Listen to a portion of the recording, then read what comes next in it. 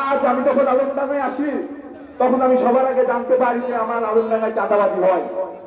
আমি জানতে পারি এর জায়গায় পি যারা এসছে তারা এখন চাঁদাবাজি করে।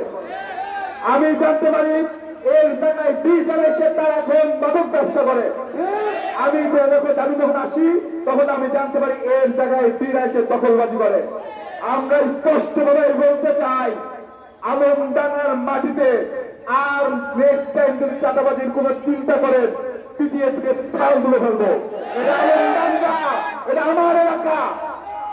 আমার আলমডাঙ্গায় কোন চাঁদাবাজি চলবে না, চাঁদাবাজি করার চিন্তাও করবেন না।